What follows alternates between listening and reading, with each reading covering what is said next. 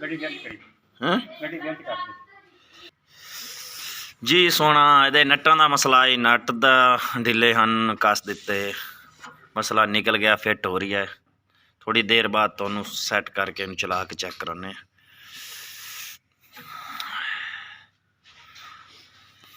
अस्सलाम वालेकुम दोस्तों, मैं थोड़ा वीर नियाज़ अहमद, तुम देख रहे हो मेरा यूट्यूब चैनल नियाज़ अहमद 707। जी दोस्तों गुड मॉर्निंग, सुबह बखैर। आप पहुँच गए सुबह बैठे थे तो जी दोस्तों काम का बड़ा मंदा है। सर्दियाँ के दिहाड़े बड़ी ठंड पै रही है, कोई सूरज नहीं निकल रहा। अगर सूरज निकले तो काम बहाल होवन तो काम चलन। साढ़े ट्रैक्टर सारे गराज ही लगे खड़े ने, एवें खड़े आ महीना हो गया क्योंकि काम का निज़ाम कोई नहीं चल रहा, तो काम सारे ठप होए पे। ईटां का काम नहीं चल रहा, मिट्टी का काम कोई नहीं चल रहा। तो जी दोस्तों अज आप जा रहे हैं बख्शन खान। मैसी फरगोशन का ना पिछले से माड़ी माड़ी आवाज़ आ रही है, चेक कराना बई इनू की मसला, बैरंग का कोई है या कि कोई लाख लोक का मसला।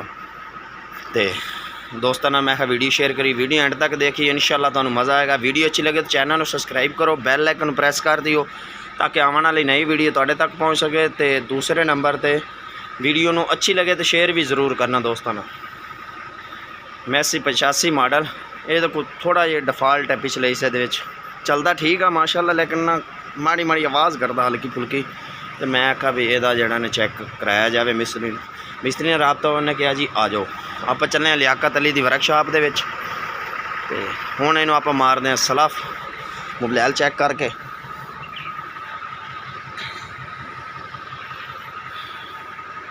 जी मोबाइल पूरा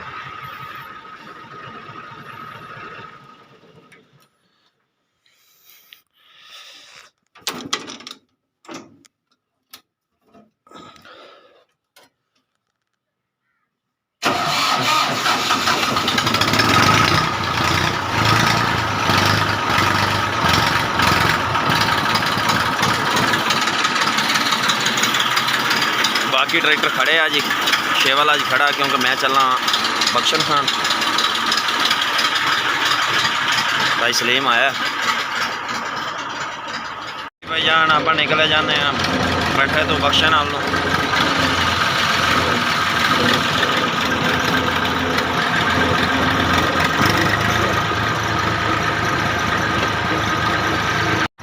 हाय जी, मेरे दिल के टोटे पहुँच गए आप वर्कशॉप।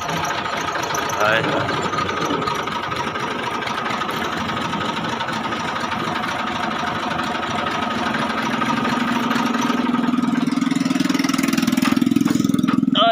अस्सलाम वालेकुम फौजी साहब, क्या हाल है जी?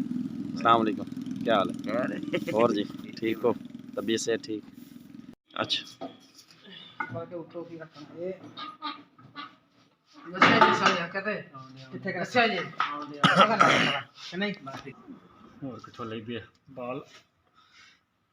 जान लारी अपनी हो गई तैयार, सर्विस हो गई मोटर।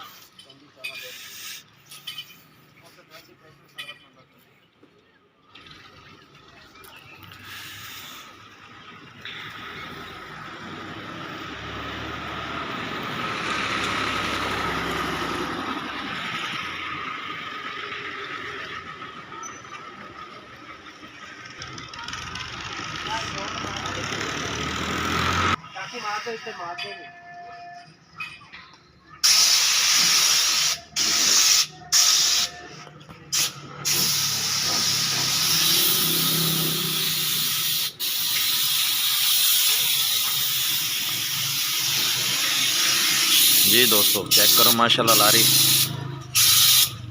कमेंट अपनी राय का इजहार जरूर करो। वीडियो अच्छी लगे तो चैनल को सब्सक्राइब करो, बेल आइकन प्रेस करो ताकि आने वाली नई वीडियो तक पहुँच। अगली वीडियो तक इजाज़त दे दियो, अल्लाह हाफ़िज़।